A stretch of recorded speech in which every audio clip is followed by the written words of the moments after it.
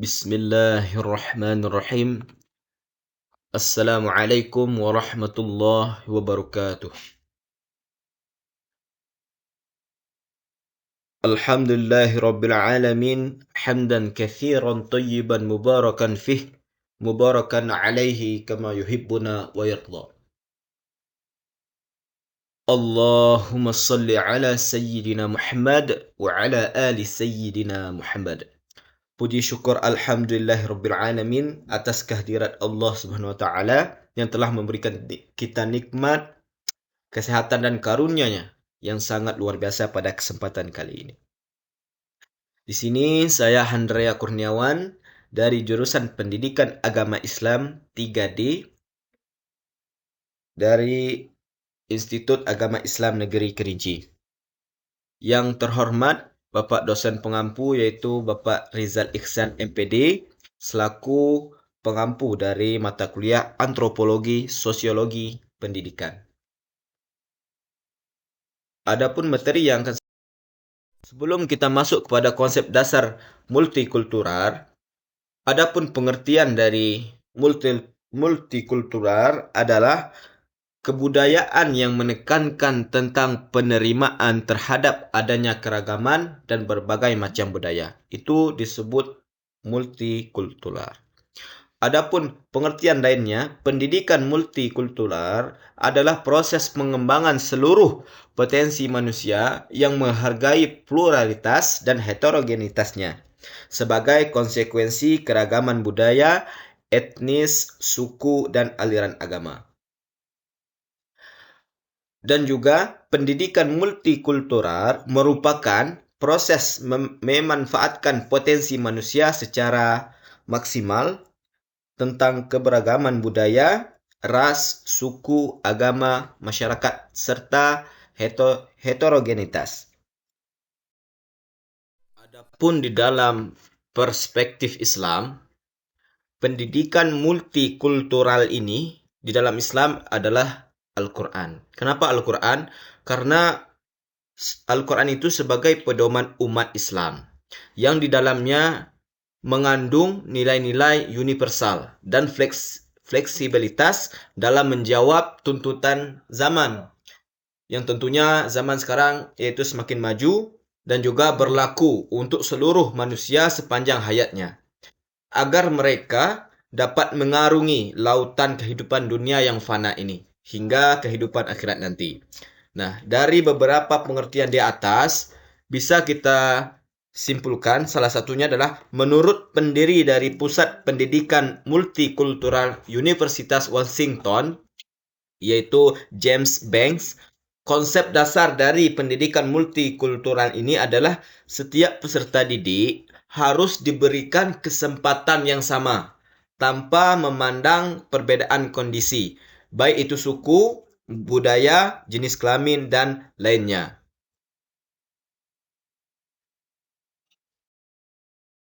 Adapun tujuan utama pendidikan multikultural adalah yang pertama adalah menanamkan sikap simpatik. Yang kedua adalah respect. Kemudian yang ketiga adalah apresiasi. Dan yang keempat adalah empati. Empati terhadap penganut agama dan budaya yang berbeda. Adapun tujuan lain pendidikan multikultural diantaranya adalah membantu anak didik dalam mengembangkan pemahaman dan sikap secara memadai terhadap lingkungan masyarakat yang beraneka ragam budaya. Kemudian, yang kedua, menyediakan setiap siswa jaminan untuk memperoleh kesempatan yang sama guna mencapai prestasi maksimal sesuai dengan kemampuan yang dimiliki.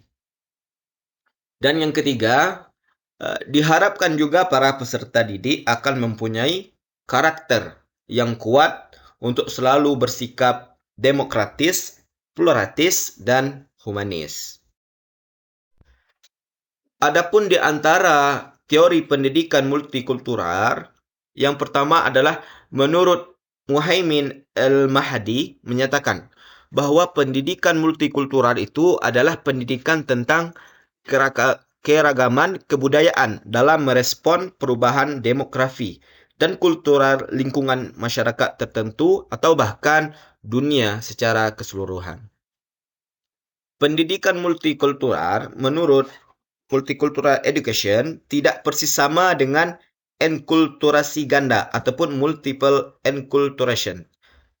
Sizemore 1978. Beliau membedakan pendidikan multikultural dengan enkulturasi ganda. Kemudian menurut Azra tahun 2002 menjelaskan pendidikan multikultural sebagai pengganti dari pendidikan interkultural.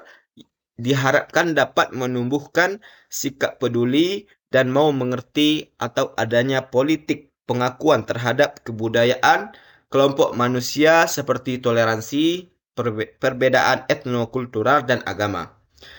Diskriminasi, HAM, demokrasi, dan pluralitas, kemanusiaan universal, serta subjek-subjek lain yang relevan. Teori pendidikan multikultural di Indonesia, yaitu menurut Biku Farek, baru sekitar 1970-an, pendidikan multikultural muncul pertama kali di Kanada dan Australia. Kemudian di Amerika Serikat, Inggris, Jerman, dan lain-lain.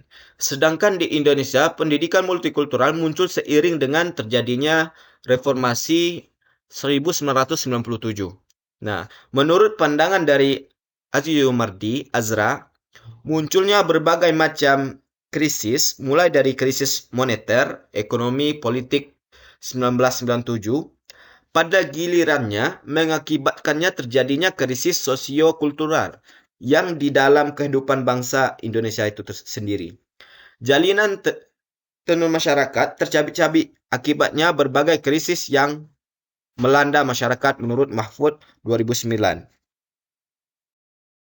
Antara model pembelajaran multikultural, yang pertama adalah pendidikan mengenai perbedaan kebudayaan multikulturalisme. Dan yang kedua adalah pendidikan mengenai perbedaan kebudayaan ataupun pemahaman kebudayaan.